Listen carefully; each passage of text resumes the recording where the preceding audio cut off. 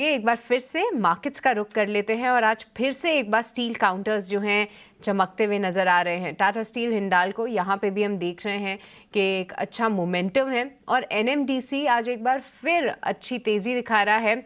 अभिषेक, एक बार आपसे समझना चाहेंगे, जो ये स्टील की तेजी है, बताया जा रहा है कि डॉलर इंडेक्स में जो थोड़ी सुस्ती है वो एक सपोर्ट कर रही है, साथ ही जो चाइना से डेटा निकल कर आ रही हैं, खबरें निकल कर आ रही हैं, वो एक पॉजिटिव है। और एक जो सिक्लिकलिटी हम देखते हैं कि जैसे जैसे रेट इंटरेस्ट कम होते हैं, ये जो सिक्लिकल स्टॉक्स हैं, इनको एक बूस्ट मिलता है।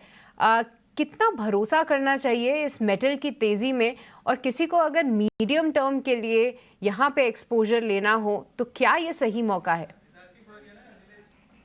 आई पर्सनली थिंक मेटल्स में अभी राइट नाउ चाइना की जो रिकवरी की बात चल रही है उसके बाद भी, यानी अगर हम देखेंगे लास्ट एक महीने में थोड़ा मेटल में प्रेशर ही दिखने को मिला है right now, specially the ferro alloys side पे, while non ferro was doing relatively better right now. तो और इसी कारण हमने स्टॉक्स में करेक्शन भी देखा है। हम पॉजिटिव हैं चाइना की ग्रोथ के लिए। हमें लगता है चाइना में जो अभी एक्शन लिए जा रहे हैं should do very well right now for the China play right now. तो आप अगर व्यू लेके चलते हैं कि चाइना के भी अगर रिकवरी है राइट नाउ, तो डेफिनेटली मिडल स्टॉक्स पे व्यू पॉजिटिव रखना चाहिए। However, that will be on a selective basis. I think NMDC अगर 180 185 लेवल पे portfolio, I am talking about the portfolio level, can be a good buy. Also, one can definitely look at अगर आप JSW steel की बात करेंगे तो India में अगर स्टील प्राइसेस अभी डिस्पाइट करेक्शन लुक्स एट, इनका जो नया प्लांट आ रहा है तो अगर 750 रुपए के आसपास आता है तो can be, I would wait for some more decline to add into the metal stocks at this point of time. But I'm more positive on non-ferro side where Hindalco and other players are there right now, where we are much more relatively much more positive.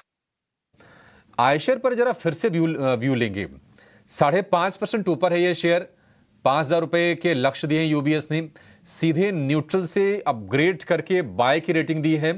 आप ये बताइए कि आयशर आपको कैसा लग रहा है, क्योंकि निश्चित तौर पर बहुत सारे कॉम्पिटिशन आए थे आयशर के 350 सीसी प्लस सेगमेंट वाली बाइक्स में, लेकिन उससे उतना ज्यादा अफेक्ट हुआ नहीं। आपकी रीडिंग क्या कहती है आयशर पर?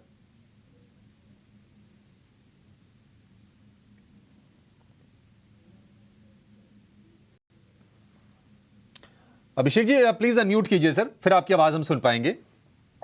सो अगर हम आइशर की बात करें राइट नाउ, तो आइशर इज रिलेटिवली, अगर हम देखें तो जो हीरो मोटोकॉर्प डुकेटी के साथ टाई अप हुआ था, बजाज टाई अप, उसके बाद ही अपना मार्केट शेयर कंटिन्यूअसली गेन कर रहे हैं। और सेकंड क्या है कि आज ये जो सेगमेंट है इंडिया का ईवी से आइसोलेटेड है।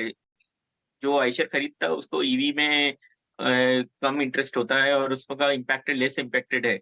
और तीसरी बात जो सबसे बड़ी चीज है राइट नाउ की लग्जरियस सेगमेंट में है राइट नाउ। और इंडिया में अगर आप देखेंगे लग्जरियस सेगमेंट, ये प्रीमियमाइजेशन सेगमेंट के बहुत ही कम कंपनीज हैं जो खेलते हैं राइट नाउ। तो ये एक तीसरा रीजन है। तो आयशर ने डेफिनेटली अभी, और अभी थोड़ा सा रॉ मटेरियल स्टेबल हुए हैं राइट नाउ, तो थोड़ा आप इन कंपनीज में जो होता है वो बहुत बड़ा ऑपरेटिंग लेवरेज आपको मिलता है राइट नाउ। ग्रॉस मार्जिन वगैरह में भी आपको इम्पैक्ट पॉजिटिवली दिखता है जैसे ही आपके प्राइसेस वगैरह में होता है। तो I think that can be the reason why the stocks, we have a neutral rating on the stock with the price target of 4050, but definitely ये थीसिस मार्केट में भी प्लेइंग आउट। ठीक है, आयशर को लेकर ये व्यू